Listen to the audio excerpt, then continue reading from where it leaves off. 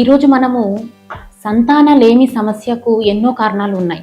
కానీ దాంట్లో time sensitive అంటే కాలం వలన శరీరంలో వచ్చే మార్పులు, దానిలో మొదటిది ఏంటి అంటే వయసుతోటి ఆడవారిలో అండాల సంఖ్య తగ్గిపోతూ ఉంటుంది. సో దీనికోసము అంటే ఒక్కసారి అండాల సంఖ్య శరీరంలో తగ్గడం స్టార్ట్ అయితే ఆ తగ్గుముఖం పట్టడం చాలా ఫాస్ట్గా జరుగుతూ ఉంటుందండి. మగవారిలో ఎలాగైతే వీర్యకణాలు కొత్తగా పుడుతూ ఉంటాయో వాళ్ళ లైఫ్ టైం మొత్తము, కానీ ఆడవాళ్ళలో అండాల సంఖ్య తగ్గడమే కానీ ఏ మందుల ద్వారా కానీ ఎలాంటి ప్రొసీజర్స్ ద్వారా కానీ వాటిని నంబర్ ఇంక్రీజ్ చేయడం అనేది ఇంకా సైన్స్లో ఆ పద్ధతులు రాలేదు. సో ఇలాగా మీ శరీరంలో అండాల సంఖ్య తగ్గిపోతుందా, ఎంత ఉంది అని చాలా పెద్ద పెద్ద టెస్టులు చేసుకోవాల్సిన అవసరం లేదు. జస్ట్ మీ ఋతుక్రమంలో అంటే మీ పీరియడ్స్లో ఎలాంటి మార్పులు ఉన్నాయి అని గమనిస్తూ ఉంటే సరిపోతుంది.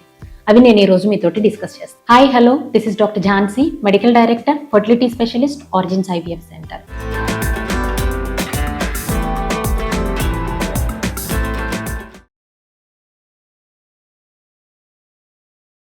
సో ఫస్ట్ థింగ్ ఏంటి అంటే మీ పీరియడ్ లెంత్. అంటే నార్మల్గా పీరియడ్ లెంత్ 30 రోజుల నుంచి అంటే 21 నుంచి 45 రోజులు అనేది నార్మల్. మీకు 21 రోజుల కంటే తక్కువ తొందరగా వచ్చేస్తుందా అంటే ఒక నెలలో 2 సార్లు పీరియడ్స్ వస్తున్నాయా అంటే జాగ్రత్తగా ఉండాలి. అలానే ఫ్లో అంటే ఎంత బ్లీడింగ్ అవుతుంది. సో నార్మల్గా మీకు 3 నుంచి 4 రోజులు అనేది చాలా నార్మల్.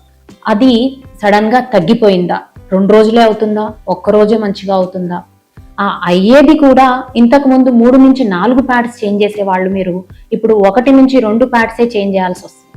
ఇవన్నీ మీ అండాల సంఖ్య తగ్గిపోతుంది మీ శరీరంలో అని గుర్తుపట్టడానికి లక్షణాలు.